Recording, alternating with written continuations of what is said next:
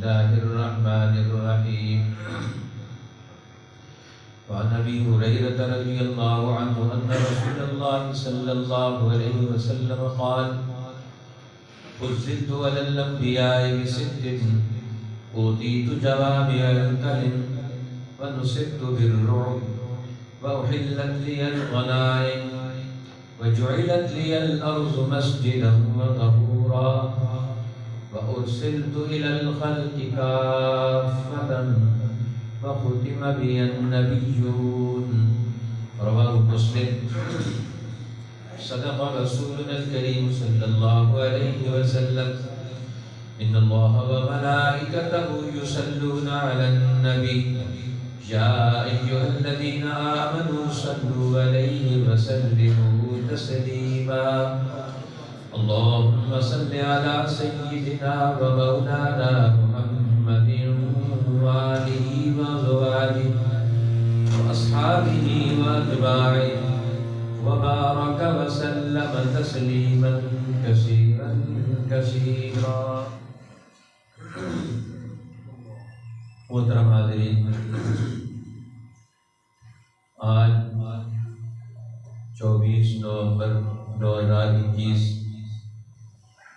اس ماہ کے آخری بدھ میں ہم اللہ کے پاک گھر میں ماہانہ حدیث پاک کے درس میں جمع ہیں۔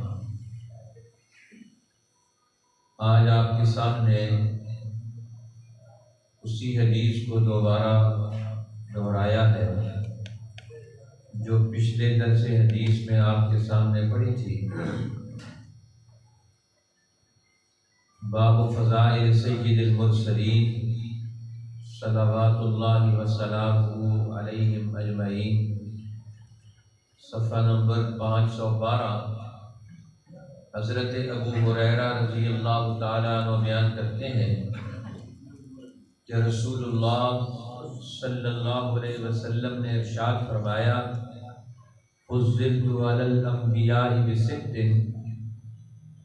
اللہ نے مجھے انبیاء علیہ السلام پر 6 چیزیں عطا کر کے فضیلت عطا فرمائی ہے۔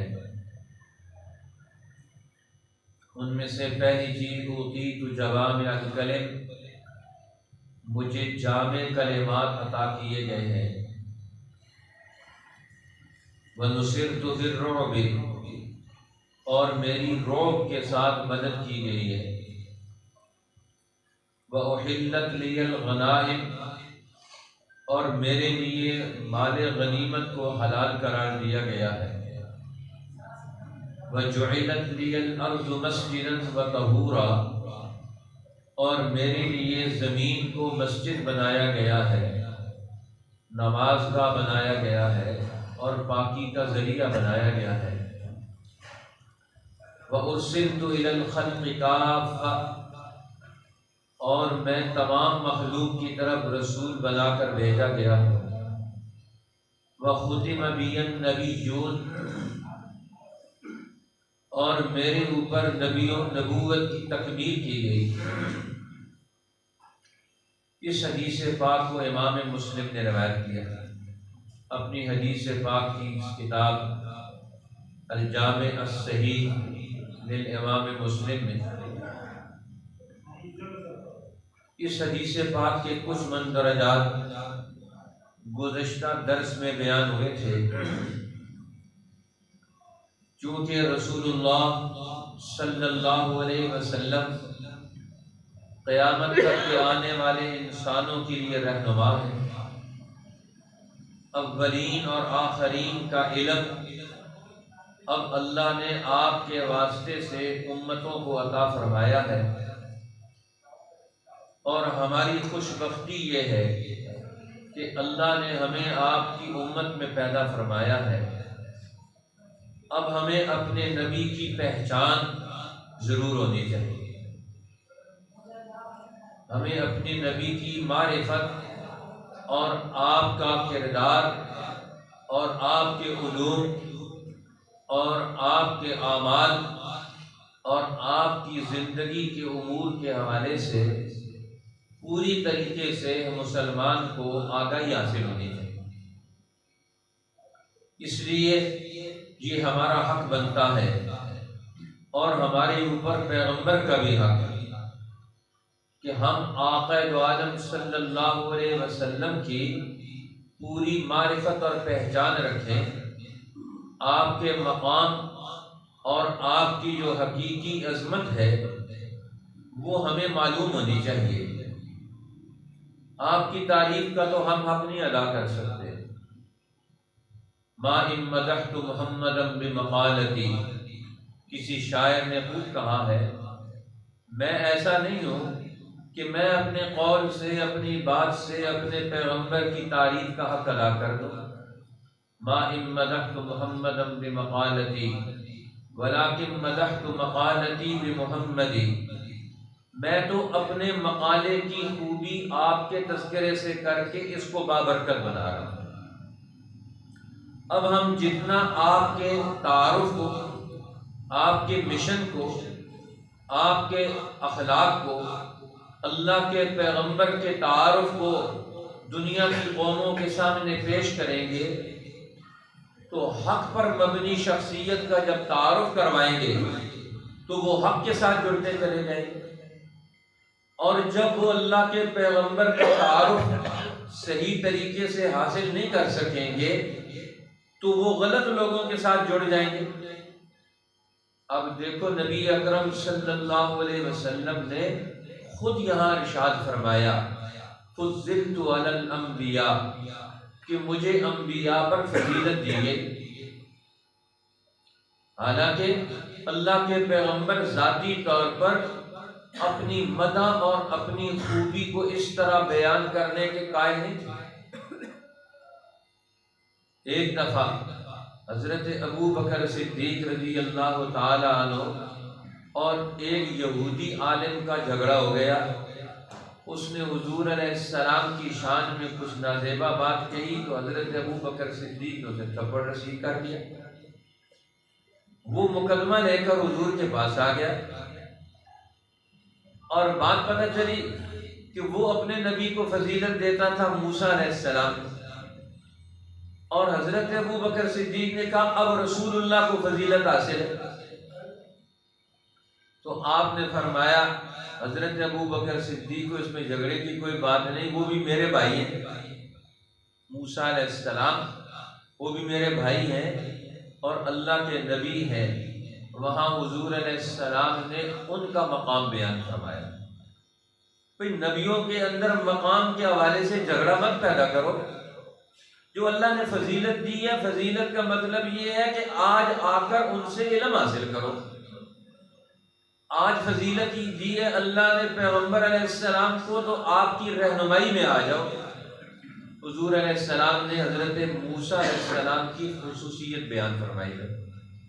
فرمایا قیامت کا دن ہوگا، اللہ جل شانہ کا جب وہ حکم آئے گا وَنُفِخَ فِي الصُّورِ فَصَعِقَ مَنْ فِي السَّمَاوَاتِ وَمَنْ فِي الْأَرْضِ إِلَّا مَنْ شَاءَ اللَّهُ، جب اللہ کا حکم آئے گا اور جب دوسری دفعہ سور پھونکا جائے گا تو ساری مخلوقات بے ہوش ہو کر گر جائے گی اور مر جائے گی، سب کے سب۔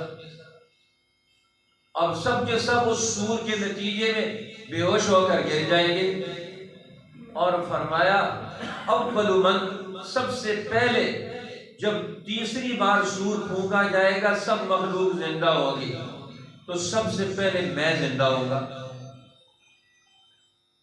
سب سے پہلے میں اٹھوں گا اور میں اٹھ کر دیکھوں گا کہ موسیٰ علیہ السلام عرش کا پایا پکڑے ہوئے کھڑے ہوں گے۔ اب دیکھو اللہ والے اللہ والوں سے دشمنی نہیں رکھتے، دین والے دین والوں سے دشمنی نہیں رکھتے ہیں، وہ ان کی فضیلت بیان کرتے ہیں۔ اب رسول اللہ صلی اللہ علیہ وسلم جو فضیلت موسیٰ علیہ السلام کے بیان کر رہے ہیں وہ تو وہ یہودی عالم بھی نہیں جانتا۔ جو اللہ کے پیغمبر اللہ کے پیغمبروں کا مقام جانتے ہیں، لیکن اس سب کے باوجود اب مسئلہ اللہ کے علم کا آ گیا، مسئلہ دین کا آ گیا، اب اس دین کو زندگی میں پیش کرنے کا آ گیا۔ تو اللہ کے پیغمبر فرماتے ہیں اب مسئلہ دین کا ہے، اب صرف میری ذات کا نہیں ہے۔ تو فرمایا فضلت علی الانبیاء بست، کہ میں جو دین پیش کر رہا ہوں اس دین کی بنیاد پر اللہ نے مجھے 6 چیزوں پر سارے نبیوں پر فضیلت عطا فرمائی، کہ اب تم سارے لوگ اس دین کو جو میں لے کر آیا ہوں اور جس دین کی ترجمانی میں کر رہا ہوں، اب اس کو حاصل کرو مجھ سے۔ اب اس فضیلت کا مطلب کیا ہے کہ اب تمہارے لیے کامیابی اور ترقی کا راستہ وہ اللہ نے میرے ساتھ جوڑ دیا۔ اب اپنی فضیلت کیوں بیان کر رہے ہیں کہ اب سارے نبی تو گزر چکے ہیں، اب میرا دور ہے، اب تم ادھر ادھر مت دیکھنا، اب میرا مرتبہ اور مقام اس دین کے علم کے اعتبار سے، تمہاری زندگی کے رہنمائی کے اعتبار سے جو مرتبہ اور مقام ہے اب اس کو دیکھنا، اب ادھر ادھر مت دیکھنا۔ لہذا اب اللہ نے یہ مرتبہ اور مقام دیا۔ ایک طرف تو وہ بات تھی کہ حضور علیہ السلام فرما رہے میں اٹھوں گا تو دیکھوں گا کہ موسیٰ علیہ السلام عرش کا پایا پکڑے کھڑے ہیں۔ معلوم ہوا اس حدیث پاک سے، حکیم الاسلام مولانا قاری محمد طیب صاحب رحمۃ اللہ علیہ نے لکھا کہ اللہ جل جلالہ نے مکافات کر دی، کیونکہ موسیٰ علیہ السلام نے اللہ سے عرض کی تھی دنیا میں، اے اللہ مجھے اپنا جلوہ دکھا دے، ارنی انظر الیک، میں تجھے دیکھنا چاہتا ہوں دنیا میں۔ تو اللہ نے فرمایا لن ترانی، تو مجھے نہیں دیکھ سکتا۔ اگر مجھے دیکھنا چاہتا ہے تو اللہ نے اپنی تجلی یہ خاص پہاڑ پر اتاری، انظر الی الجبل، اس پہاڑ کو دیکھ، ان استقر مکانہ فسوف ترانی، اگر پہاڑ ٹھہر گیا تو بھی مجھے دنیا میں دیکھ لے گا۔ فلما تجلی ربہ للجبل جعلہ دکا وخر موسیٰ صعقا، اللہ نے پہاڑ پہ تجلی ڈالی، پہاڑ ریزہ ریزہ ہو گیا، موسیٰ علیہ السلام بے ہوش ہو کر گر گئے۔ تو معلوم ہوتا ہے کہ جو وہاں بے ہوشی ان پر آنی تھی اس اللہ کی تجلی اور اس اثر کی اور اس ساقہ کی موسیٰ علیہ السلام میں برداشت پیدا ہوگی۔ وہ تو فرشتے کا نفخہ اور سور تھا، اللہ کی براہ راست تجلی کو وہ دنیا میں دیکھ چکے تھے اور اس کو ابزارب کر لیا تھا، جذب کر لیا تھا، اور ان کے اندر یہ طاقت اور قوت پیدا ہو چکی تھی پہلے دنیا میں۔ وہ جو تجلی اور وہ اثر جو تھا جس نے پوری قوموں پر، انسانوں پر بے ہوشی کا اثر پیدا کر دیا، موسیٰ علیہ السلام پر اس کا اثر نہیں آیا۔ اور جب سارے بے ہوش ہو گئے تو موسیٰ علیہ السلام فوراً عرش کا پایا پکڑ کے کھڑے ہو گئے۔ بھائی اپنی اصلی جگہ پر پہنچنا چاہیے نا۔ تو موسیٰ علیہ السلام اب سارا وہ منظر دیکھ رہے ہیں تو عرش کا پایا پکڑ کے کھڑے ہو گئے۔ تو دنیا میں اللہ کے نبی اللہ کے ساتھ جڑے ہوئے، اور جو اللہ کے نبیوں کے ساتھ جڑا ہے، دین کے ساتھ جڑ گیا، وہ اللہ کے ساتھ جڑ گیا۔ اس لیے حضور علیہ السلام نے فرمایا اب مجھے اللہ نے 6 چیزوں کی وجہ سے سارے نبیوں پر فضیلت عطا فرمائی، اب یہ میری فضیلت، اس کا اظہار اب دنیا میں اس دین کی ترقی اور تمہارے عمل کی طرف یہ اظہار ہوگا۔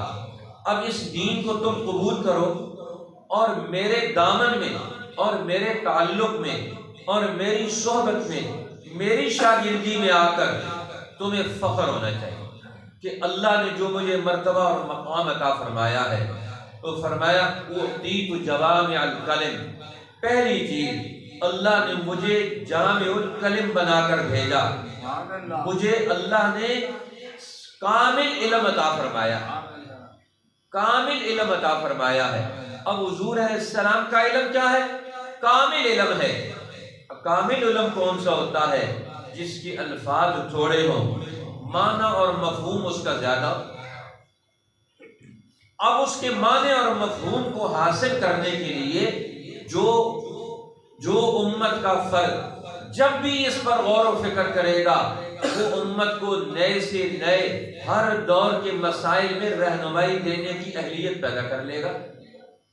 لہذا اب یہ جامع الکلم، اللہ نے آپ کو جامع الکلم بنا کر بھیجا تو آپ کا علم قیامت تک رہنمائی کرے گا، آپ کا علم قیامت تک رہنمائی کرے گا۔ اب رہنمائی کرے گا کیسے؟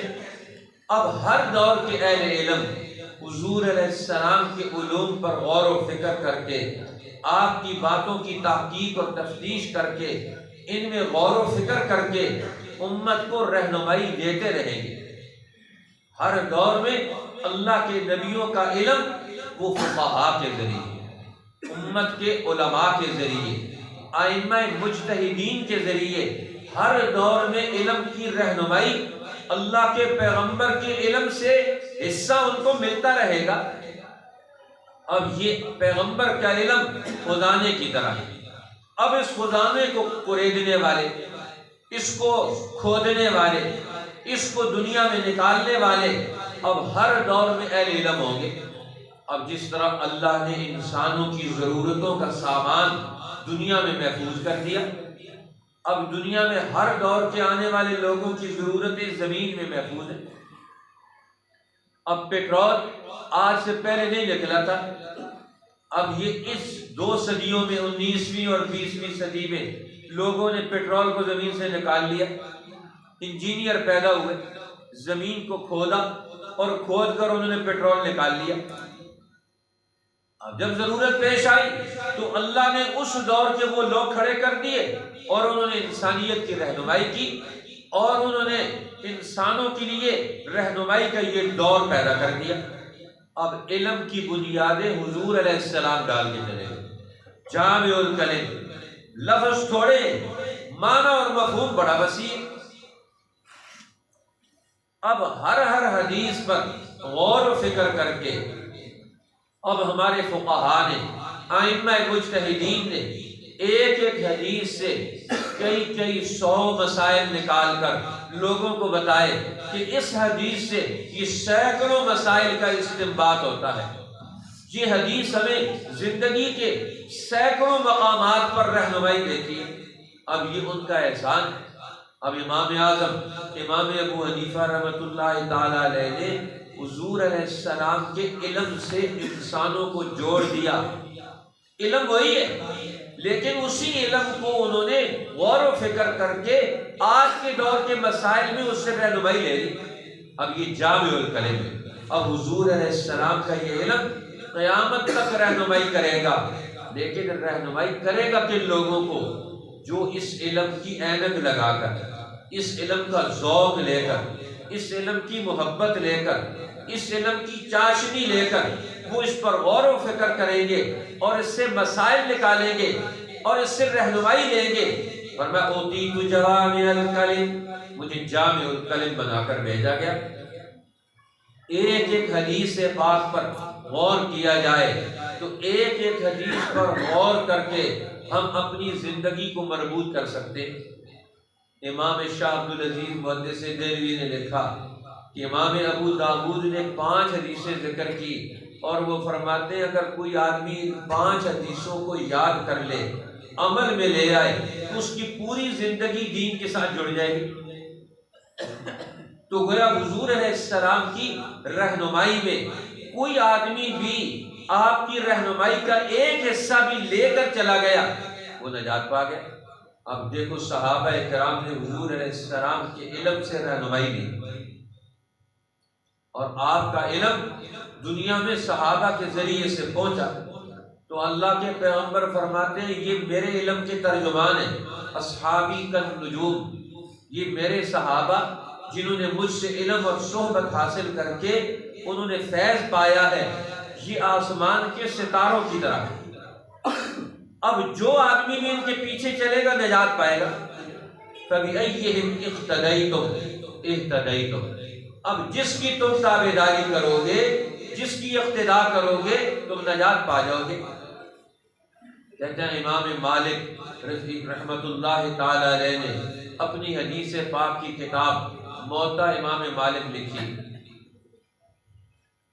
جب یہ کتاب مرتب کر لی، جس میں مدینہ کے علوم کو انہوں نے جمع کر دیا، رسول اللہ کے ارشادات کو جمع کر دیا، صحابہ کرام کے اقوال کو تشریح کے طور پر جمع کر دیا، تو ہارون الرشید خلیفہ وقت تھے، انہوں نے کہا امام مالک سے کہ اگر آپ اجازت دیں تو یہ آپ کی کتاب محفوظ کر کے ہر جگہ یہی پہنچائی جائے اور باقی حدیث کی کتابوں کو ختم کر دیا جائے۔ اور میں اس کی اجازت نہیں دے سکتا کہ صحابہ اکرام 1,24,000 44,000 سے زیادہ صحابہ اکرام انہوں نے رسول اللہ سے ارشادات سنے اور وہ دنیا کے کناروں تک پہنچے۔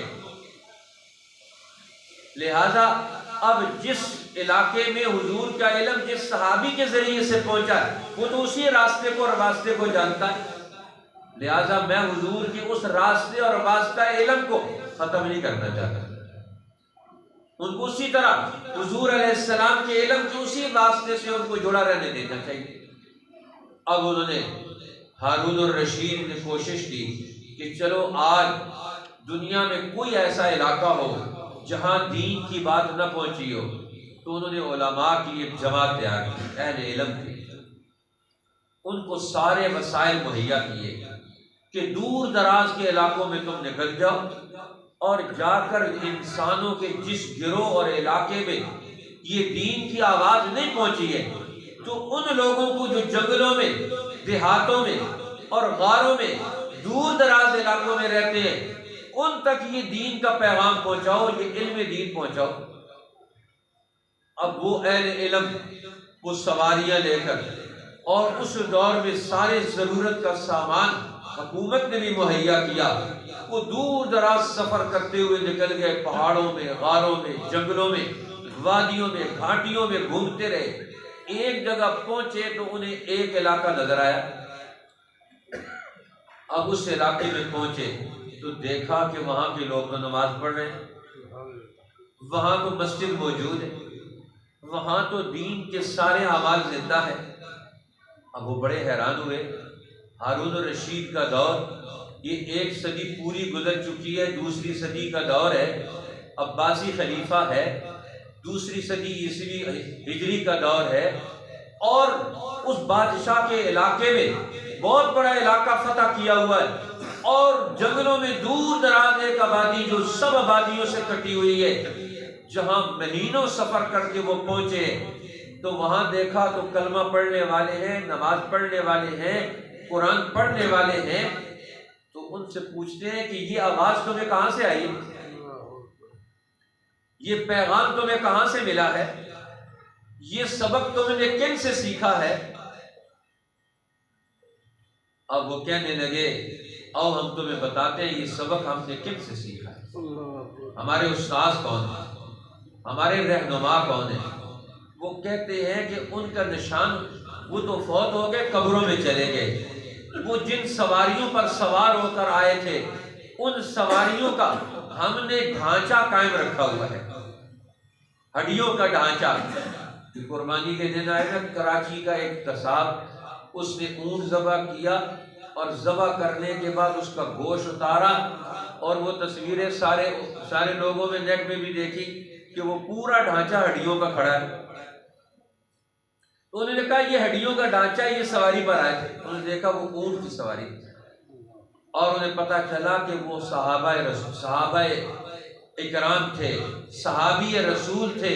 3 صحابی وہاں پہنچے تھے، 3 صحابی اس جگہ پر پہنچے جہاں اس دور کا حکمران پوری محنت اور کوشش کر کے، سرکاری خزانہ خرچ کر کے، وہ دین کی آواز ان تک پہنچانے کے لیے، پیغمبر کا علم ان تک پہنچانے کے لیے، وہ سرکاری خزانے سے علماء کو تیار کر کے وہاں بھیجتا ہے کہ ان تک یہ پیغام پہنچا کر آؤ، اس علم سے انسانوں کے ہر طبقے کو جوڑ دو۔ اس لیے دیکھو حضور علیہ السلام فرماتے ہیں اوتیت جوامع الکلم، مجھے جامع الکلم بنا کر بھیجا گیا، دین حق کا کامل علم، اس کی نمائندگی مجھے دی گئی۔ اور اللہ کے پیغمبر جو نمائندے بناتے ہیں وہ بھی کتنے کامل ہیں، کتنا ذوق اور شوق رکھتے ہیں کہ حضور سے علم حاصل کیا اور پھر گھر کو واپس نہیں دیکھا، انہیں سواریوں پر بیٹھے دور دراز نکل گئے، ان علاقوں میں پہنچ گئے جہاں اللہ کا نام لینے والے جو لوگ وہ صدیوں بعد وہ کہتے ہیں ہم تو نسلوں سے مسلمان ہیں، کئی نسلوں سے ہم مسلمان ہیں، آج ہم اس آبادی میں اسلام سے دور ہیں۔ کتنا بڑا المیہ، صحابہ کے دور میں ہمارے دور میں کیا فرق آ گیا؟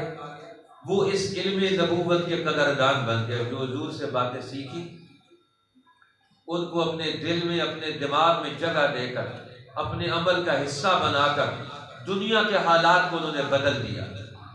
اور آج مسلمان ہم یہاں کتنے اسلام کے ماحول میں، سارے مسجدوں کے ماحول میں، اور سارے ہمارے یہاں قرآن پاک کے نسخے آج سینکڑوں ہزاروں کی تعداد میں موجود ہیں۔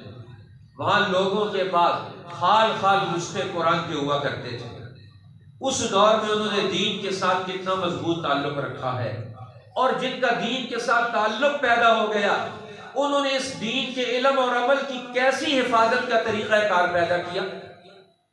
اب دیکھو، وہ جنگلوں سے نکلے، بیابانوں سے نکلے، اللہ کے دین کو لے کر نکلے، تو یہ دین حق، علم نبوت، اس علم کا انہوں نے حق ادا کیا۔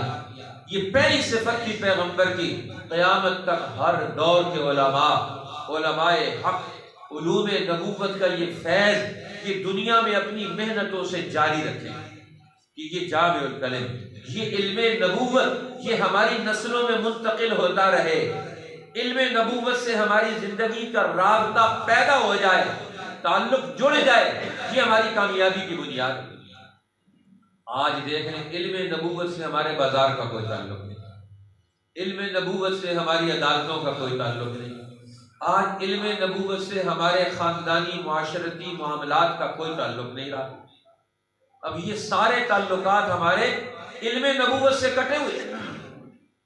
اب حضور فرما رہے ہیں کہ میں جامع الکلم بنا کر بھیجا گیا کہ میں کلمات سکھا کر انسانوں کو علم نبوت کے اس تعلق کی بنیاد پر آگے بڑھاؤں گا، اور اس تعلق کی بنیاد پر آگے ایسے بڑھاؤں گا کہ میں کسی چیز کی پرواہ نہیں کروں گا، نصرت بالرعب، کہ میں اس علم کو قائم کرنے کے لیے، قائم کرنے کے لیے، اس کی حفاظت کرنے کے لیے، اس کا دور پیدا کرنے کے لیے اللہ نے میری رعب کے ساتھ مدد کی ہے۔ اب میں دنیا سے کسی سے ڈرنے والا نہیں، انبیاء علیہ السلام پر کسی کا رعب، کسی کا خوف طاری نہیں ہوتا۔ یہ اللہ نے موسیٰ علیہ السلام کو اب فرعون کے دربار میں بھیجنے سے پہلے انہوں نے کہا، یار اللہ، فرعون تو بڑا رعب دبدبے والا ہے، اب میں اس کے دربار میں تیرا حکم لے کر جاؤں گا تو کیسے جاؤں گا؟ اللہ نے فرمایا، موسیٰ لاٹھی ڈال، القی عصاک فاذا ہی حیۃ تسعیٰ۔ اب موسیٰ علیہ السلام پر ایک طبی تبدیلی رونما ہوئی، سانپ لاٹھی کو بہت بڑا اژدہا بنے ہوئے دیکھا، اور میں لا تخف انی لا یخاف لدی المرسلون، ڈرنے والے میرے رسول نہیں ہو سکتے، ڈرنے والے میرے رسول نہیں ہو سکتے جن پر خوف طاری ہو جائے، دوسروں کا رعب آ جائے ان کے اوپر، یہ دوسروں پر اپنا اثر ڈالتے ہیں، دوسروں کا اثر کوئی قبول نہیں کرتے۔ اب یہ حضور کی صفت ہے۔ اب حضور نے فرمایا ایک دوسری حدیث میں، نصرت بالرعب مسیرۃ شہر، اللہ نے میری مدد کی ہے رعب کے ساتھ، کہ میرا رعب میرے دشمن پر 1 مہینے کی مسافت پر، میرا رعب دشمن کے اوپر ہے، اور میرے اوپر کسی دشمن کا رعب نہیں۔ میرا رعب تو دنیا کے اوپر ہے، لیکن دنیا کی کسی طاقت کا رعب میرے اوپر نہیں۔ اب دیکھو حضور علیہ السلام کتنے پرعزم ہیں اپنے دین اور اپنے علم کو دنیا میں قائم کرنے کے حوالے سے، کہ دنیا دو ہو جائے، لیکن اللہ کے پیغمبر فرماتے ہیں مجھے اپنے علم کا اگلا دور میں اسے دیکھ رہا ہوں، میں اپنے علم کو دنیا میں عمل میں دیکھ رہا ہوں۔ سارے مکہ کے سردار اکٹھے ہو کر آ گئے، آپ اپنے علم کی ترجمانی سے ٹل جائیں، ہم آپ کے علم کو نہیں چلنے دیں گے، نبوت کے علم یہ آج دنیا میں ہمارے اوپر حاوی نہیں ہو سکتا۔ اگر آپ حاوی کرنا چاہیں گے ہم آپ کو آپ کے خاندان سمیت ختم کر دیں گے۔ اب ابو طالب کو انہوں نے دھمکیاں دی، ابو طالب بھی ڈر گئے، رعب میں آ گئے ان کے، اور بلایا حضور علیہ السلام کو اور کہا کہ بھتیجے میرے اوپر اتنا بوجھ نہ لا جس کو میں برداشت نہ کر سکوں، تیری قوم آج تیرا مسئلہ لے کر آئی ہے کہ آج مسئلے کا حل کیا جائے کہ تو اپنے اس مشن سے باز آ جا، جو اللہ نے تجھے علم دیا ہے اس کو انسانوں میں منتقل کرنے سے باز آ جا، رک جا۔ اب سارے مکہ کے سردار ایک طرف ہیں اور ابو طالب بھی درمیان میں ہے، حضور علیہ السلام اکیلے، اس مجلس میں کوئی آپ کا ساتھ نہیں ہے۔ اور حدیث میں آتا ہے اللہ کے پیغمبر دروازے پر کھڑے ہو گئے، دونوں چوکاٹوں پر ہاتھ رکھ کے، اور بیٹھے بھی نہیں تاکہ ان کو اہمیت ہی نہ ملے، میں ان کو کچھ بھی نہیں سمجھتا، میں ان کے لیے بیٹھ جاؤں، اور کھڑے ابو طالب سے گفتگو کر رہے ہیں۔ وہ کہتے ہیں کہ بھتیجے کہ تم اپنی رائے سے ہٹ جاؤ۔ حضور علیہ السلام نے فرمایا چچا جان، یہ تو میری قوم کے لوگ یہ مسئلہ لے کر آئے ہیں کہ میں اپنی رائے سے ہٹ جاؤں، ٹل جاؤں، چھوڑ دوں، اور میں اللہ کی قسم لو وضع الشمس فی یمینی والقمر فی یساری، اللہ کی قسم یہ تو دنیا کی ساری چیزیں مجھے دے دے اور آسمانوں کی مخلوقات بھی میرے ہاتھ پہ میرے کنٹرول میں لا کے رکھ دیں، سورج کو میرے دائیں ہاتھ پہ رکھ دیں اور چاند کو میرے بائیں ہاتھ پہ لا کے رکھ دیں، جو ان کے بس میں بھی نہیں ہے، کس بات پر؟ الا ان اترک ھذا الامر، میں اپنے اس دین اور نبوت کے معاملے میں پیچھے ہٹ جاؤں گا، پچھلا قدم اٹھاؤں گا، بیک واپس چلا جاؤں گا، اور میں یہ نہیں ہو سکتا۔ اب دو ہی باتیں ہیں، اگلا دور ہے، اب دو ہی باتیں، او ان یظہر اللہ دینی، یا تو اللہ اس دین کو دنیا میں غالب کر دے گا، او اہلک دونہ، یا میں اپنی جان کا آخری قطرہ بھی لگا دوں گا۔ یہ دونوں چیزیں نہیں جمع ہوں گی، آج دو ہی چیزیں جمع ہوں گی۔ محمد الرسول اللہ نے اس دین کے مقابلے میں، اس دین کی حمایت میں آج اپنی جان کا سودا کر کے ہتھیلی پہ رکھ کے آیا، اس لیے مجھے تمہاری کسی رائے کی کوئی پرواہ نہیں۔ آج ہم دین کے معاملے میں اقوام متحدہ کی رائے کو ہمارے حکمران دیکھتے ہیں، امریکہ کے صدر کی رائے کو دیکھتے ہیں، فلاں کی رائے کو دیکھتے ہیں، دوسروں کی رائے کو دیکھتے ہیں۔ حضور علیہ السلام فرماتے ہیں جس دین سے کل قرہ ارض پہ قیامت تک کے آنے والے انسانوں کی نجات آج اس دین کے ساتھ جڑی ہوئی ہے، آج اس دین کے معاملے میں ہم کمزور ہو جائیں، اس دین کو دنیا میں عملی زندگی سے نکال دیں، یہ نہیں ہو سکتا۔ اور میں دوسری چیز نصرت بالرعب، اللہ نے رعب کے ساتھ میری مدد کی ہے۔ اب دنیا کی ہر طاقت وہ ہماری طاقت کے سامنے جھکے گی، ہماری طاقت کسی کے سامنے نہیں جھکے گی۔ اب سپر پاور ہم ہیں، اللہ کے دین کے ساتھ دنیا کی کسی طاقت کو ذہنی طور پر تسلیم نہیں کرتے۔ یہ رعب کا یہ وہ اثر اور جذبہ ہے جو اللہ کے پیغمبر کے قلب پر ایسا حاوی ہے، جو آپ کے صحابہ کے دلوں پر بھی حاوی ہو گیا، جو کسی رعب میں آنے والے نہیں۔ کہتے ہیں حضور علیہ السلام دنیا سے تشریف لے گئے، سارے عرب کے قبائل مرتد ہو گئے، جو مرتد نہیں ہوئے انہوں نے کہا زکوٰۃ نہیں دیں گے، مدینہ کی حکومت اور خلافت کو نہیں مانیں گے۔ دوسروں نے کہا نماز آپ کے پیچھے پڑھیں گے، زکوٰۃ اپنی مرضی سے دیں گے۔ اب مسیلمہ کذاب نے اپنا اعلان کر دیا، پورا عرب ڈسٹرب ہو گیا۔ اب سارے صحابہ کرام پریشان، اور حضور علیہ السلام نے ایک لشکر اسامہ بن زید کی ذمہ سپہ سالاری میں لشکر تیار کر کے کیسر روم کی طرف بھیجا تھا، اور وہ لشکر حضور علیہ السلام کی بیماری میں مدینہ کے باہر قیام پذیر ہو گیا کہ اب کیا خبر آتی ہے، حضور علیہ السلام بیمار ہیں۔ اب باہر لشکر نے پڑاؤ ڈالا ہوا ہے، مسجد نبوی میں آ کر خبریں لیتے ہیں۔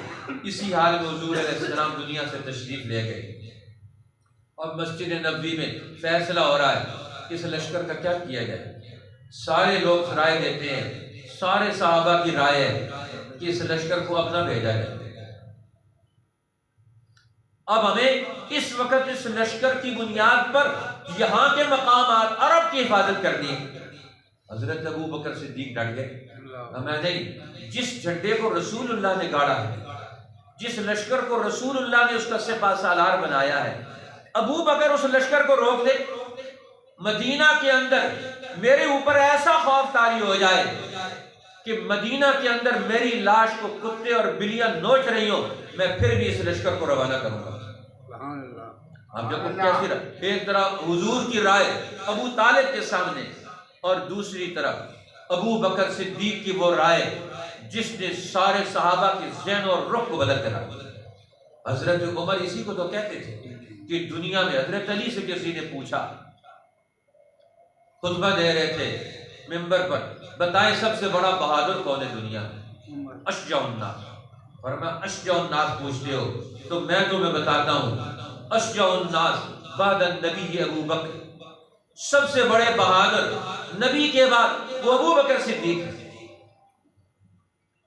اب دنیا کے سارے حالات، سارا عرب مرتد ہو گیا، لیکن ابو بکر صدیق کی رائے میں کوئی ذرہ بر فرق نہیں آیا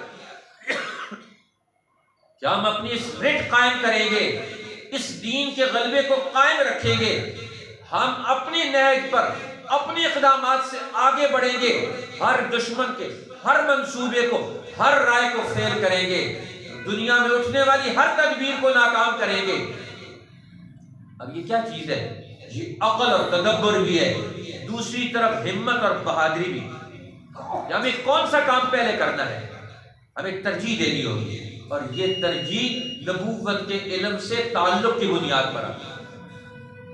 رسول اللہ کے علم سے سب سے زیادہ تعلق غور و فکر کا وہ ابو بکر صدیق کو حاصل کیا، اور رسول اللہ کا سب سے بڑا فیض وہ بھی آپ کے پاس تھا، اسی لیے تو انہوں نے صحابہ کرام کو رہنمائی دی۔ حضور کے بعد سارے صحابہ کا رہنما کون ہے؟ ابو بکر صدیق۔ وہ کیوں رہنما ہے؟ وہ ان خصوصیات کی بنیاد پر۔ حضرت عثمان اپنا مسئلہ لے کر آتے تھے، کہتے ہیں حضرت عثمان ابن عفان رضی اللہ تعالی مسئلہ لے کر آئے، کہتے ہیں حضور علیہ السلام کے دنیا سے پردہ کر جانے کی وجہ سے مجھے کچھ فرق محسوس ہو رہا ہے۔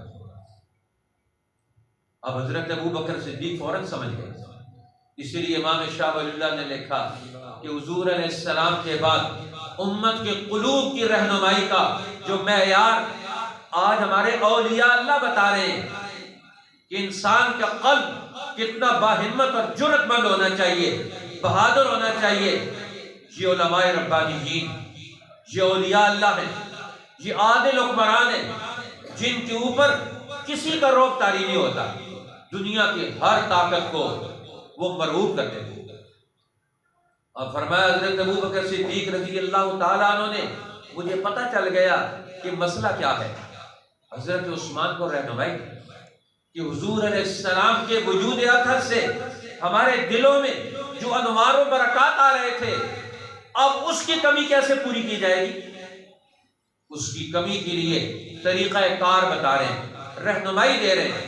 حضرت ابو بکر صدیق کسی روب میں نہیں آتے، حضور فرماتے ہیں نصرت بالرعب، میری روب کے ساتھ مدد کی گئی، اور آپ کی جماعت نے پیغمبر کی یہ صفت روب کو بھی اثر لیا، دنیا کے کسی اثر کو قبول نہیں کرتے، اپنی رائے، حق رائے پر امت کو رہنمائی دیتے ہیں۔ آج ہماری رائے بدل جاتی ہے، بریف کیس دیکھتے ہیں رائے بدل جاتی ہے، لشکر دیکھتے ہیں رائے بدل جاتی ہے، یہ کمزوریاں دیکھتے ہیں رائے بدل جاتی ہے۔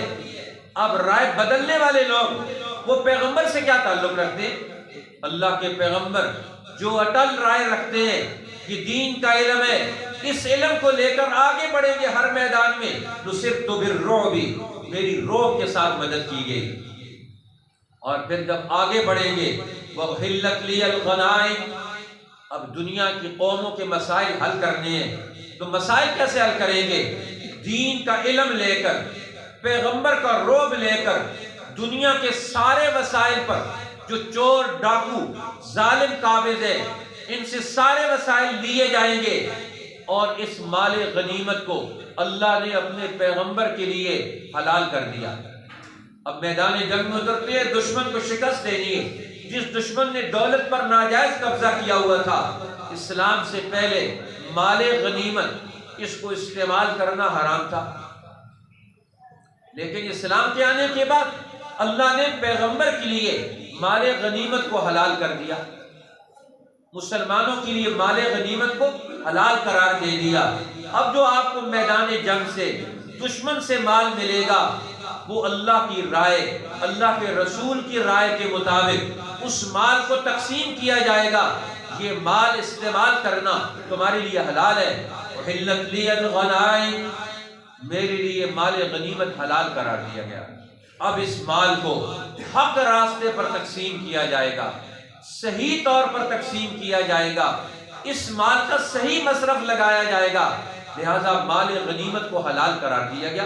اس لیے دوسری جگہ قرآن حکیم نے فرمایا فَكُلُوا مِمَّا غَنِمْتُمْ حَلَالًا طَيِّبًا، اب یہ مال کھاؤ جو مال غنیمت ہے، یہ حلال اور طیب مال ہے۔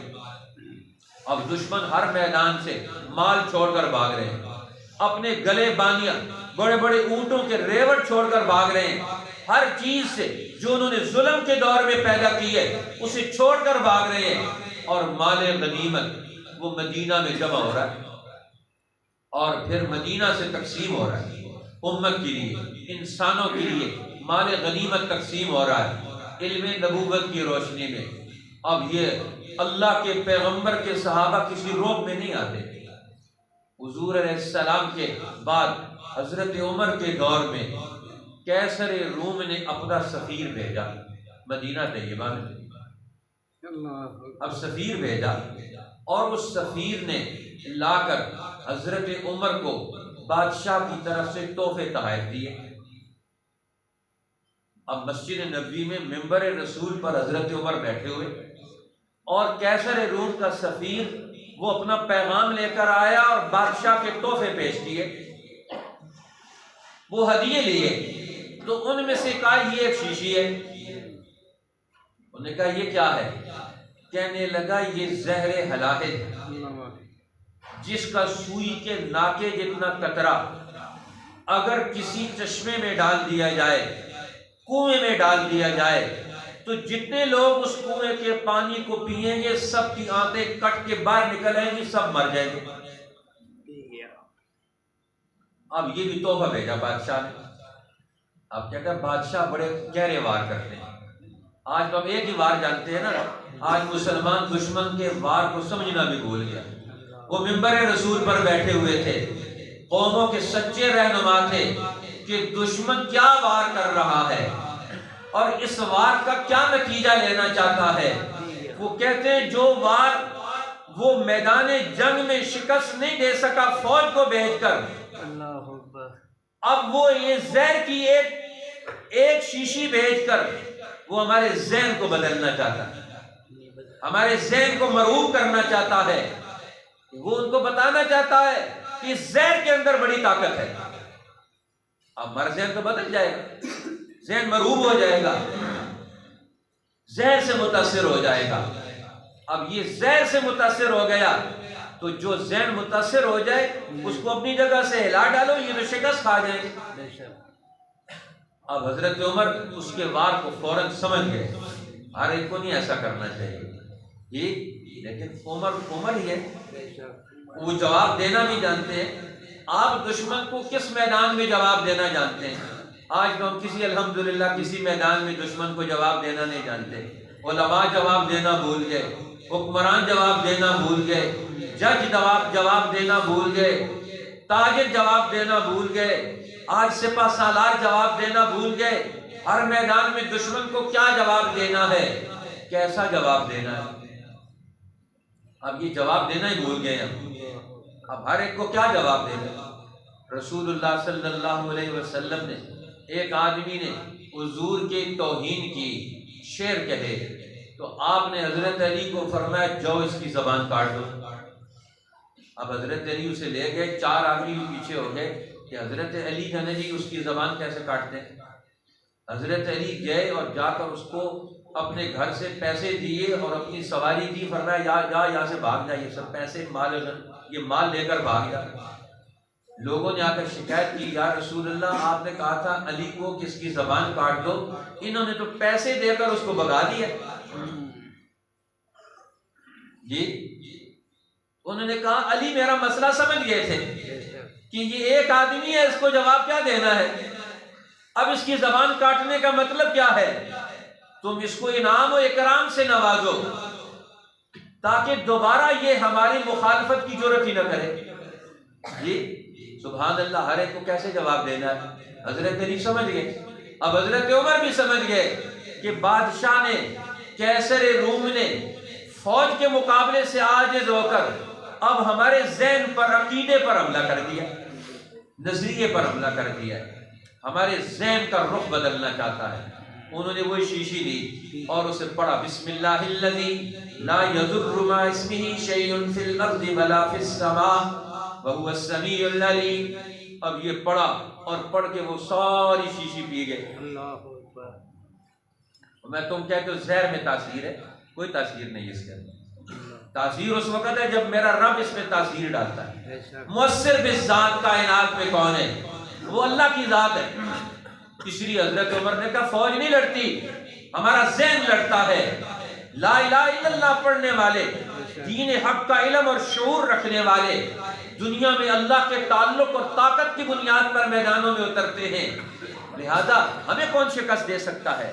ہم دنیا میں کوئی شکست قبول کرنے کے لیے تیار نہیں۔ یہ پیغمبر کے اس فضیلت کا اثر ہے۔ نصرت بالرعب، اللہ نے میری رعب کے ساتھ مدد کی ہے، اور امت کا جس فرد نے اس بات کو میدان میں لے لیا کوئی کامیاب ہے۔ رائے نہیں بدل سکتی۔ اب جس نے رائے حق قائم کر لی، حق رائے کو وہ پیش کرتا ہے، وہ اپنی رائے نہیں بدلتا۔ امام ابو حنیفہ کا جنازہ جیل سے اٹھتا ہے، رائے نہیں بدلتے، اس لیے وہ دنیا میں دوسروں کو بھی اس حق پر قائم رہنے کی تلقین کرتے ہیں۔ لہذا حضرت عمر نے وہ پی لیا، اور پینے کے بعد اب انہیں ایک پسینہ آیا، وہ سارا زہر پسینے سے باہر نکل گیا اور وہ جسم کی میں طاقت میں ڈال گیا۔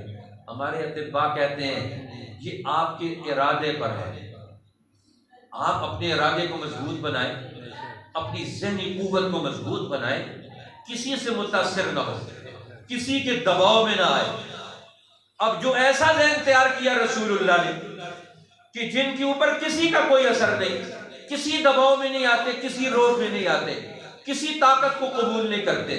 اب موسیٰ علیہ السلام اکیلے فرعون کے دربار میں کھڑے ہو کر اعلان کر رہے ہیں، حضرت ابو بکر صدیق فیصلہ کر رہے ہیں لیکن کسی دباؤ میں نہیں۔ اب یہ حضور علیہ السلام کی انہی صفات کے مظہر ہیں۔ نصرت بالرعب، میری رعب کے ساتھ مدد کی گئی، اللہ نے میرا رعب دنیا پر قائم رکھا ہے، اب دنیا والوں کا رعب ہمارے اوپر نہیں ہے۔ نبی اکرم صلی اللہ علیہ وسلم نے ابو طالب کو فرمایا کہ یہ دین غالب ہو کر رہے گا یا دوسری چیز ہے، میں اپنی جان اس کے لیے لڑا دوں گا۔ اپنی جان کو قربان کرنا میرے لیے کوئی مشکل نہیں۔ وہ کہتے ہیں ایک صحابی رسول حضرت عبداللہ ابن حذافہ سہمی، ان کو دشمن نے، کیسر روم کی فوج نے پکڑ لیا اور پکڑ کر ان کو لے گئے اور پوری ان کی ٹیم کو انہوں نے گرفتار کر لیا۔ اب انہوں نے گرفتار کیا تو بادشاہ نے اسے کہا کہ آپ اپنا دین چھوڑ دیں، ہمارے مقابلے سے باز آ جائیں، آپ کو میں اپنی بیٹی نکاح میں دیتا ہوں اور ایک علاقے کی گورنری بھی دوں گا۔ تو انہوں نے کہا تو جو کہتا ہے کہ تو آدھی مملکت دے گا اور اپنی بیٹی بھی نکاح میں دے گا، اگر تو اپنا سارا علاقہ اس سے دستبردار ہو جائے، جس علاقے کے عمر بن الخطاب خلیفہ ہیں وہ علاقہ بھی تو جمع کر دے کہ میں دین اسلام کو اتنی دیر چھوڑ دوں جتنی دیر میں آنکھ بند ہوتی اور کھلتی ہے، طرفت آئی، میں تو اتنی دیر میں بھی دین کو چھوڑنے کے لیے تیار نہیں ہوں۔ تو کہتا ہے مستقل طور پر عیسائی بن جا، دین کو چھوڑ دے، میں تو اتنی دیر میں بھی دین چھوڑنے کے لیے تیار نہیں ہوں۔ اس نے کہا اچھا، اب پہلے تو اس نے وہ راستہ بتایا، اس نے کہا یہ تو ماننے والے نہیں، یہ ٹیڑھی کھیر ہے، ان کو دوسرے راستے سے منوایا جائے۔ اس نے کہا آگ کا کرایہ جلوایا، تیل ڈلوایا. جب تیل ابلنے لگا ان کے ایک ساتھی کو کہا کہ اس کو آگ میں ڈال دو, کڑھائی میں ڈال دو. اس کے سامنے جل بن گیا. اس کو کہا اب دوسرے کو ڈال دو, دوسرے کو ڈال دو. انہوں نے کہا تیسرے کو ڈال دو, تیسرے کو ڈال دیا. اب کہا اس کو لے جاؤ ڈال دو, اس تیل کے اندر ڈال دو. اب جب تیل میں ڈالنے کے لیے لے گئے, اب قریب پہنچے تو آنکھوں سے آنکھوں نکل آئے. عبداللہ ابن حذافہ سامی آنکھوں سے آنسو نکل آئے, رو رہے. تو لوگوں نے, پولیس والوں نے بتایا کہ تو رو رہا ہے. انہوں نے کہا واپس لے آؤ. انہوں نے کہا واپس لے آئے. انہوں نے کہا ابھی بھی ہماری پیشکش موجود ہے, پھر جاؤ, باغی ہو جاؤ, منکر ہو جاؤ, پیٹھ دکھا دو, ڈر جاؤ, ہماری لالچ میں دباؤ میں آ جاؤ, شرائط شرط موجود ہے, پیشکش موجود ہے. انہوں نے کہا میں تو پیشکش کو نہیں قبول کرتا. انہوں نے کہا روتا کیوں ہے؟ انہوں نے کہا روتا اس لیے ہوں کہ آج اللہ کے دین کے لیے جان کا نذرانہ پیش کرنے کی بات پیش آ گئی ہے, اور میں اس پر رو رہا ہوں. ایک جان ہے صرف, یہ ایک دفعہ کڑھائی میں ڈالی جائے گی, جل بن کے ختم ہو جائے گی. میں چاہتا ہوں اللہ میرے جسم میں جتنے بال ہیں ہر بال میری روح بن جائے, اور مجھے اتنے جسم مل جائے, اور تیرے نام پر مجھے کڑھائی میں ڈالا جائے. مزہ تو آئے کہ تیرا نام لینے کا کیا سوال ہے, تیرے نام لینے میں کیا مزہ ہے, تیرے دین کے تعلق میں کیا مزہ ہے, تیرے سامنے نماز میں کھڑے ہونے کا کیا مزہ ہے, تیرے پیغمبر کی مسجد کے تعلق کا کیا مزہ ہے, تیرے نام کی تاثیر کیا ہے. اس پر میں قربانی اتنی تو دوں کہ میرے ہر بال کے بدلے میں جان ہو. آج اس کو کڑھائی میں ڈالا جائے اور پھر پتہ چلے کہ یہ تیرا بندہ تیرے نام پر کتنا مخلص ہے.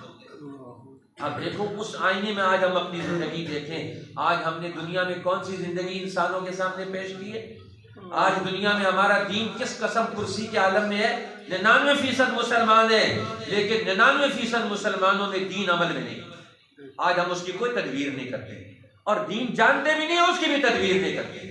آج یہ دین کون جانے گا؟ کون اس کو پڑھے گا؟ کون اس کے مسائل سیکھے گا؟ کون ان کتابوں کو کھولے گا؟ کون ان مسائل کو سیکھے گا؟ آج مسلمان کے پاس وقت نہیں ہے کہ وہ رسول اللہ کے کلمات کو سنے, وہ اللہ کے قرآن کی ایک ایک آیت کا مطلب پوچھے, سیکھے. آج علماء سے پوچھے جا کر.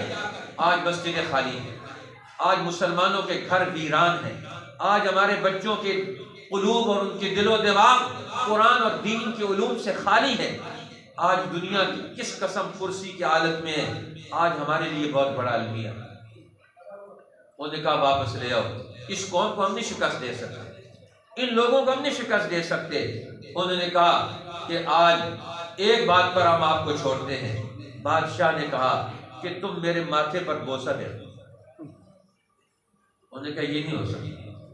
انہوں نے کہا پھر تمہیں چھوڑیں گے نہیں. انہوں نے کہا صرف مجھے چھوڑو گے, ہماری پوری جماعت کو چھوڑو گے؟ 300 کے قریب جماعت تھی. انہوں نے کہا نہیں, سب کو چھوڑیں گے.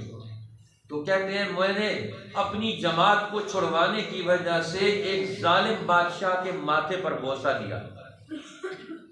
اگر مجھے ان کا خوف نہ ہوتا, اپنی جان ہوتی, تو کبھی بھی میں اس کو کی ترجیح نہ دیتا. لیکن مجھے 300 صحابہ اور مسلمان جو اکٹھے تھے, مجھے ان کی جانیں عزیز تھیں. ایک صحابی کی جان, ایک مسلمان کی جان کی بھی کتنی قیمت ہے. لیکن عبداللہ بن حذافہ سامی کہتے ہیں میں نے بوسہ دے کر اب ان کو چھوڑ دیا. جب یہ جماعت پہنچی مدینہ الرسول میں, حضرت عمر کو واقعہ سنایا, تو حضرت عمر نے فرمایا ان کو مسجد نبوی میں ممبر پر بٹھاؤ. اور پہلے حضرت عمر نے ان کے چہرے پر, پیشانی پر بوسہ دیا. فرمایا آج سارے مدینہ والے عبداللہ ابن حذافہ سامی کے چہرے پر, پیشانی پر بوسہ دو. جس کی رائے نے اسلام کا کیا تصور پیش کیا ہے, جس کی رائے نے, جس کے عمل اور جرأت اور ہمت نے کیسر روم کے بادشاہ کے دل میں اسلام کی عظمت کو, مسلمانوں کی عظمت کو, ان کی استقامت کو کس انداز سے دنیا میں پیش کیا ہے. کیا خوب لوگ تھے, کیا قدر رکھتے تھے دین کی, اور کیا قدر رکھتے تھے دین والے بھی ہوتے. آج ہم نہ دین کی قدر کرتے ہیں, نہ دین والوں کی قدر کرتے ہیں. کیا آج ہم ان دین والوں کا تعارف, ان کی تاریخ ہم اپنے بچوں کو پڑھاتے؟ یہ کون سے بہادر لوگ تھے جنہوں نے پھانسیوں کے پھندوں کو چوم کر سینوں سے لگایا اور انہوں نے اپنی جان کے نذرانے پیش کیے. آخری دور میں یہ علماء ربانیین ہیں. 1857 کی جنگ آزادی میں 50,000 علماء کو انگریز نے پھانسی کے پھندے پر لٹکا دیا. وہ جھول گئے لیکن انہوں نے انگریز کے بوٹ پالش کرنے سے، عہدے اور جاگیریں لینے سے انہوں نے اپنے آپ کو محفوظ رکھا. کہ کون ہے؟ شاہ عبدالعزیز کے بارے، شاہ اسماعیل شہید کے بارے، یہ کون ہے؟ سید احمد شہید کے بارے، یہ کون ہے؟ حاجی امداد اللہ مہاجر مکی اور ان کے آباء اور اجداد ہیں. یہ وہ عظیم لوگ ہیں جو صحابہ کے وارث تھے، جنہوں نے اس دور میں دین کا سودا نہیں کیا. یہ قوموں کے رہنما تھے جنہوں نے حضور کی اس صفت کو آج بھی دنیا میں قائم رکھا، انگریزوں کو جھکنے پر مجبور کر دی، ان کو رائے بدلنے پر مجبور کر دیا. آج ہم ان علماء آزادی کا تعارف نہیں کرواتے، آج ہم ان علماء حق کا تعارف نہیں کرواتے ہیں. حضور فرماتا ہے نصرت بالرعب، میری رعب سے مدد کی گئی. ہم نے انسانیت کے دشمن فسادی قوتوں کو اس دین علم کے تابع لا کر دنیا کو امن کا گہوارہ بنایا. دنیا میں پھر سے ہم نے انسانیت کے لیے ایک نیا دور پیدا کیا، علم نبوت کا دور. علم نبوت کے آثار، اس علم نبوت کی بنیاد پر ہر شیطانی قوت کو ہم نے شکست دی ہے، ہر شیطانی قوت کو ہم نے پگھلا کے رکھ دیا ہے، ان کے ارادوں کو ہم نے مذموم ارادوں کو ناکام کر کے رکھ دیا ہے. آج مسلمان اس دین اور اس علم کی بنیاد پر آج دنیا کے میدانوں میں کیوں نہیں قدم رکھ سکتا؟ آج ہمارا اس علم سے سچا تعلق ہونا چاہیے. قرآن پاک کو سمجھیں، اس کے لیے وقت نکالیں. حضور علیہ السلام کی باتوں کو سمجھیں، اس کے لیے پورا وقت نکالیں. آپ سے یہ استدعا ہے. آج ہم جان نہیں کیا 1 گھنٹہ مہینے میں نہیں دے سکتے؟ ہم اپنے بچوں کو لا کر 1 گھنٹہ رسول اللہ کی اس مجلس علم میں نہیں بٹھا سکتے؟ آج جو ہم کام کر سکتے ہیں وہ کام تو ہم کریں. اس لیے میں دین کا تعارف ہماری کوشش ہے کہ ہم اپنے وجود سے اپنے دور میں جو کچھ ہم کر سکتے ہیں ہم ضرور کر دیں. اس کے لیے ہم ضرور قدم اٹھائیں. اس کے لیے آپ سے درخواست ہے کہ کم از کم یہ مہینے میں 1 گھنٹہ مغرب کی نماز یہاں پڑھیں اور عشاء کی نماز تک یہ کا ٹائم مسجد کو دیں، اللہ کے پیغمبر کے علم کو دیں، رسول اللہ کے ارشادات کو دیں. دیکھیں آپ یہ 1 گھنٹہ دے دیں، 1 مہینے میں کتنے گھنٹے ہوتے ہیں؟